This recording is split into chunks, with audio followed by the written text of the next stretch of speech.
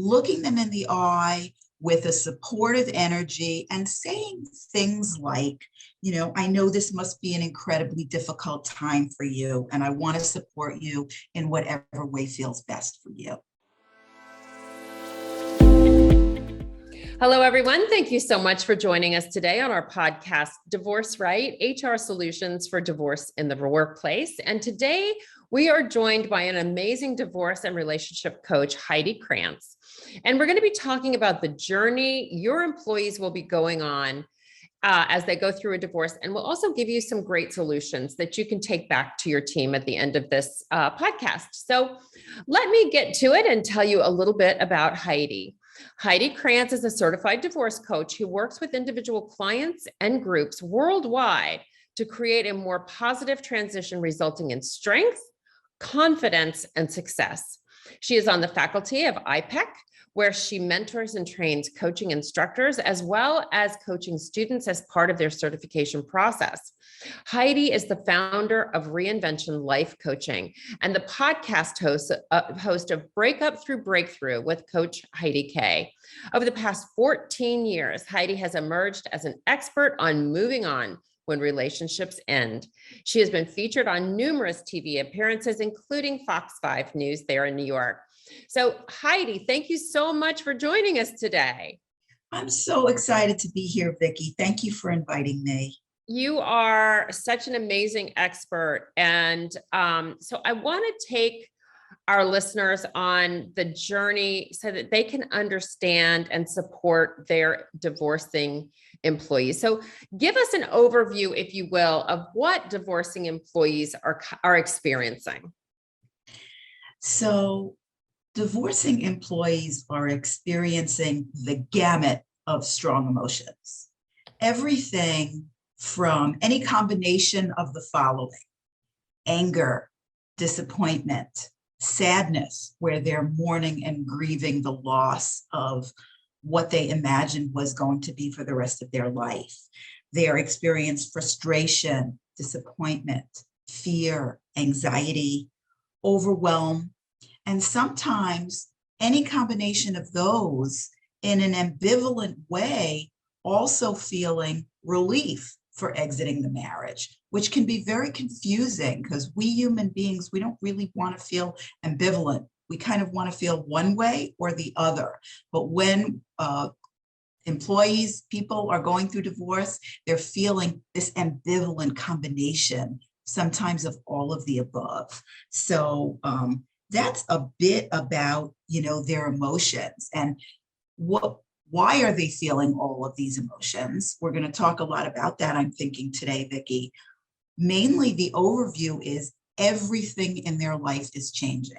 It's not just their relationship with their partner is changing. These changes are impacting every aspect of their lives, their social structure, their parenting, their financial life. Sometimes it's involving relocating, and that's in, there's involvement in career changes. So those are just kind of to name a few of the changes that lead to all of those emotions that I began to talk about. So it's so true. And I know that I experienced all of what you said and probably more. So what are they experiencing legally and financially? So it's extremely overwhelming legally and financially. It's like navigating a whole new world that most people, if they're not going through this process, have never heard of. So they need to somehow stumble along or learn that there are kind of three main avenues legally to take for divorce: litigation, collaborative law, or mediation. They need to find the appropriate professionals for each. All of this is very time consuming. The decision making is very, very difficult. And then choosing the avenue for divorce amongst those three, they need to somehow agree with their spouse. And if they were getting along with their spouse to agree on stuff, they wouldn't be getting divorced. Isn't that the truth? To agree on something like, okay, our process will be mediation, that can be monumental. And all of these decisions all of what we'll talk about today and what we've talked about so far often lead to sleep disturbance, loss of appetite, which creates difficulty concentrating, which makes it even more difficult to make these decisions. Yeah, Yes, loss of yes, sleep is a big one for me. yes, I've been through all of this also personally myself, along with going through it with my clients. And often with sleep disturbance comes some sort of medicinal remediation for that, which has a whole host of its own side effects. So really difficult stuff. That's, a little bit of the legal overview. And then financially, now they have to face splitting one pot into two, where often one pot came with its own financial challenges. Now it's going to have to support two households and, separate expenses for each. And often the financial professional that the family has been leaning on is more aligned with one of the spouses than the other. So the other spouse is left without a trusted professional. It's very difficult to trust at this time when their whole world is blowing up. So it's challenging to trust the financial professional and find one in the midst of all of this upheaval. So that's a little about the legal and financial. So, and then you had mentioned earlier about, they are losing their social structure and even their parenting roles change. Can you speak to that a little bit? So absolutely. The social structure kind of begins to erode very quickly. If they're used to socializing with friends as couples, that kind of gets awkward for many reasons. Sometimes friends start taking sides, okay? And then also it starts to feel awkward very rapidly for many people going out with couples when you're a single person, whether it's awkward for the couple or it's creating sadness for the divorcing person, or a host of reasons. It very often doesn't work out very well. Sometimes it works out fine, but many clients complain that it just doesn't feel right. So now that social structure is eroding. We don't want to overwhelm our friends with all of our complaining about the process. So we don't know kind of where to draw that line, how much to reveal to people about what we're going through. Some of it's very confidential. Will we be whining too much? And then what starts to happen is isolation, because we don't want to overwhelm people with our emotions and all of what I'm describing people are going through. So it's just becomes easier and more of a comfort zone to be alone. So that's a little bit about the social structure, some of the things about what erodes that. I think you also mentioned the parenting roles. Right. So suddenly, we're parenting on a schedule, which we weren't used to. So sometimes there are lonely weekends or lonely holidays suddenly when people were used to spending it with their children. They start to feel maybe left out when their children of all ages, little children through adult children and even grandchildren are spending the time with their estranged spouse and they're alone. And now they have not created a social structure for where are they to go during the holiday or during the weekend. Often the kids are very distraught, which is going to cause a lot of stress on parents. They're often angry. There's often blame going around. And so the relationship can be strained, or it's heartbreaking to see the kids going through a lot of heartache around it. And there's no backup of parenting. So when you're the on parent, you're on completely. There's no other adult to kind of bounce it off of or back you up with discipline. It becomes very, very exhausting when the parenting time is concentrated and scheduled in that way. Plus, everyone's feeling that the schedule isn't fair and isn't suiting them and has complaints about the schedule. So again, this is just a tiny snippet of what your employees are experiencing. And what about, one of the things that happens is that 5% of employees that go through a divorce quit. And I assume that one of that is that they're looking for possible career changes, right? They just want to do something different. Can you speak to that? Yes, a lot of career change happens at this time, very commonly. So one reason for career change might be the person really, now that the pot is split, the person really needs to make more money. So if their, current salary is not going to cut it with a split pot, they're going to have to look for something else. Or in the reverse, sometimes now there's no backup of childcare at home. So the person has to, maybe change careers or switch jobs that are going to offer them shorter or more flexible hours, because when they're the on parent, they're the on parent, to care for the children. So that's part of it. Sometimes divorce requires relocation. And so that's going to involve career change. And as you began to say, Vicki, sometimes when people go through a divorce, they start looking at every aspect of their life differently, and they start to become a different person. And then their career is no longer suiting them. And so there's often a career change in that juncture as well.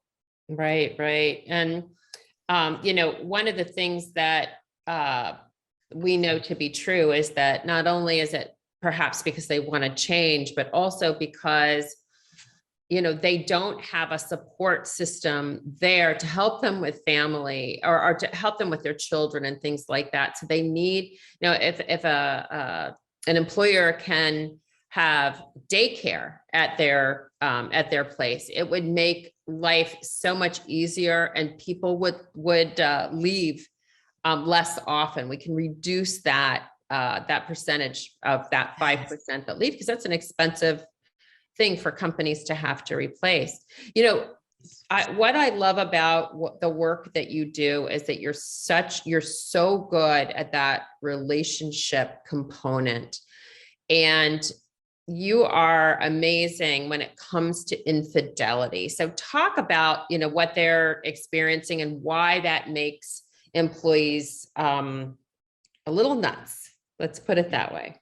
Yeah. So, infidelity is just an enormous challenge for people to go through. It is. Enormous challenge. So if we take, it's challenging for both parties. All right. Let's take the person who is experiencing their spouse having been unfaithful to them. They're often experiencing a lot of humiliation. All of the thoughts of, how did I not know? I should have known, I should have suspected, I should have caught on sooner, those kind of things. And then thinking about other people knowing and maybe having been talking about it behind their back. So all of that kind of, humiliation. Also, that comes with, I know for so many of my clients, a lot of obsessive thoughts of imagining that they're a estranged spouse with that other partner, and a lot of struggle moving past those obsessive thoughts, very understandably getting stuck on that. So that's going to really impact their ability to concentrate. So we talked about sleep loss, appetite loss, so they're low energy, and now even more difficulty concentrating with those obsessive thoughts of what they've, maybe recently found out, and really takes a long time and a lot of support to work through that. What else they're experiencing is often a loss of confidence, because they feel rejected. Someone else was chosen over them, and that confidence is eroded. That confidence erodes at work too. So they start to just doubt themselves. Their self-esteem suffers. Trust is eroded. So this is very big to get through. Someone who they trusted, sometimes trusted deeply, has betrayed them. So it starts to shake up everything in their life. Who can I trust? If this can happen to me, then anything can happen to me. Maybe I can get fired tomorrow by my boss who seems to love me, or seems to value me tremendously. So it's so it's hard to trust at work. It's hard to trust professionals, legal and financial professionals, it's hard to trust friends because the trust has really been eroded from that betrayal. Often what they're also experiencing is the spouse that has had the affair or is having the affair tends to vilify the spouse who has been cheated on, because that spouse who has had the affair doesn't want to be the horrible one or feel guilty about it. So they often, and these are general patterns, not for everyone, they often need to justify it by making their estranged spouse into this horrible spouse where probably they weren't. They probably weren't the best and they probably weren't the worst, but suddenly everything about them is vilified in order to justify the infidelity, which further erodes the other spouse's confidence and self-esteem and spirit. It just breaks a person's spirit.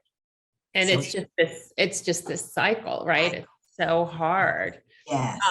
Yeah, I found that I still don't trust my own ability to choose partners, so you do lose a lot of your confidence for Yes. sure.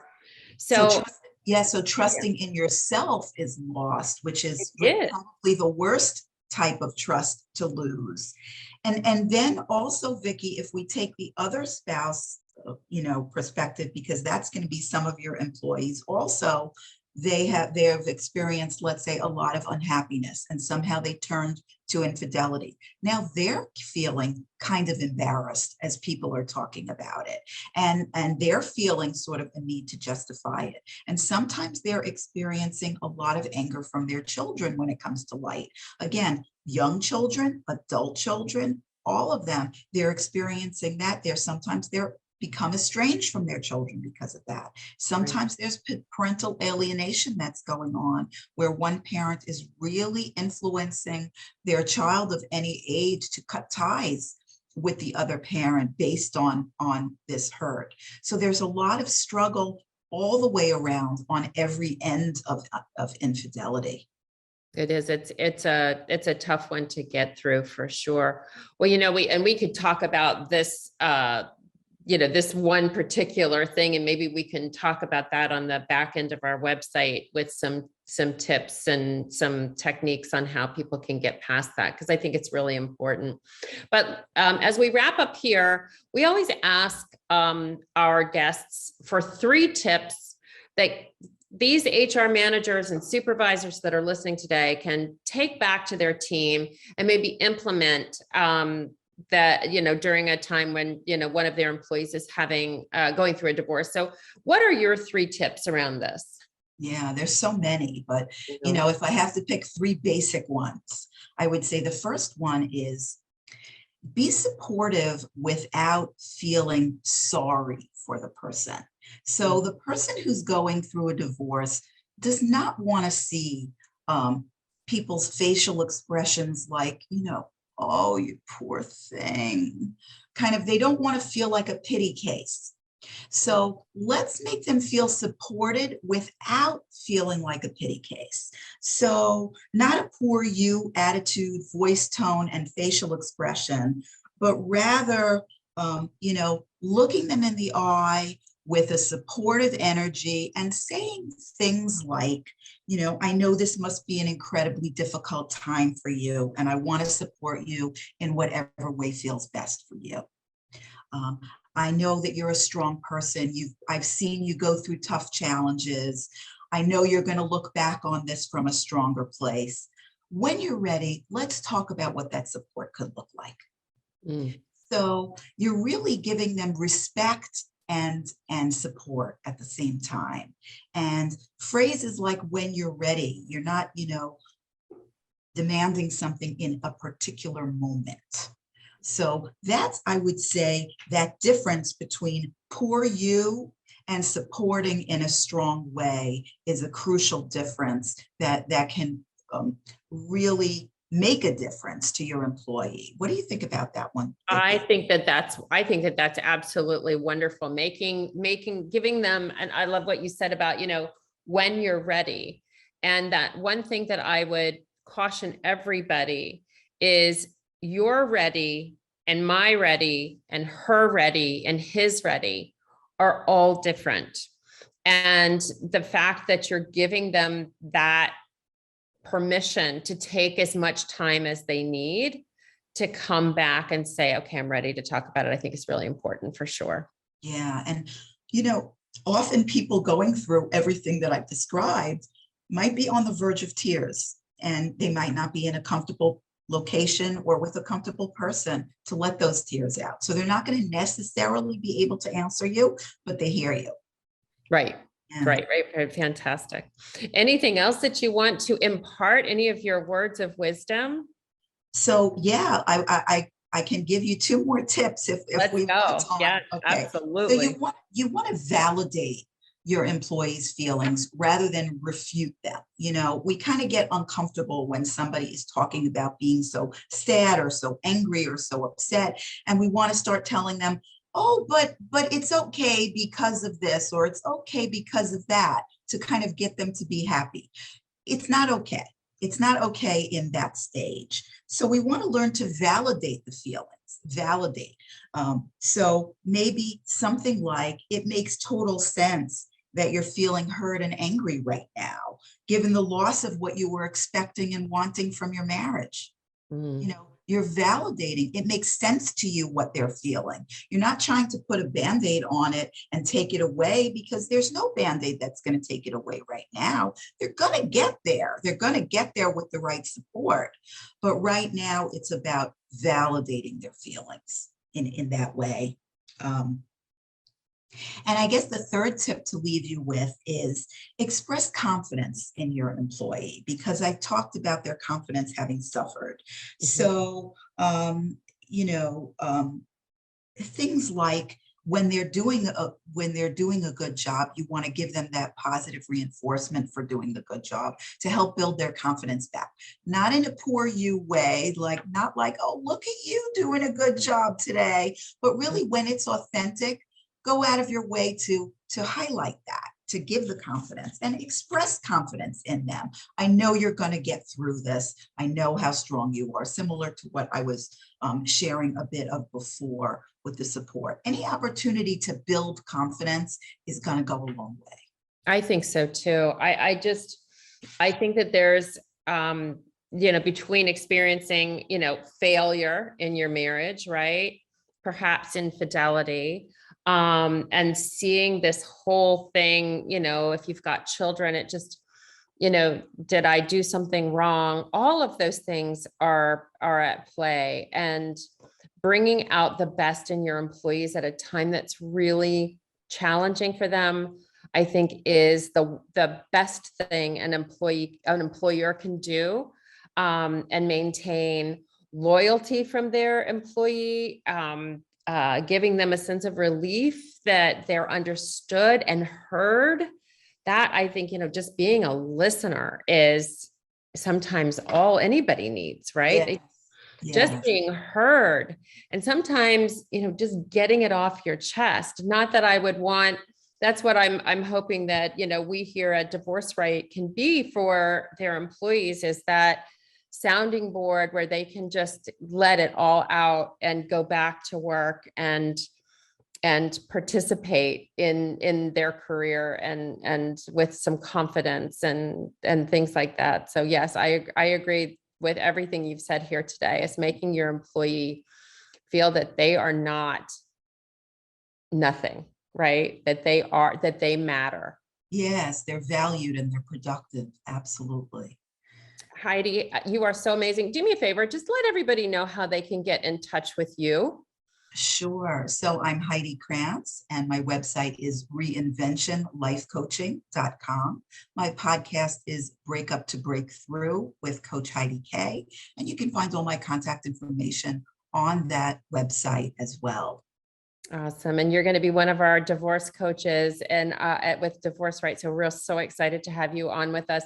Heidi, thank you so much for joining us today. And for everybody else that's listening, just stay tuned. Every Monday, we drop one of these podcasts that will help you manage your employees that are going through divorce in a very kind and gentle way, helping them get through it with as little to no bumps and bruises as possible. That is our goal for your employees, and it's our goal for your company as well. So Heidi, thank you so much for being with us today, and we'll see everybody next time. Great Bye to for be now. here. Thank you, Vicki. Bye. Bye.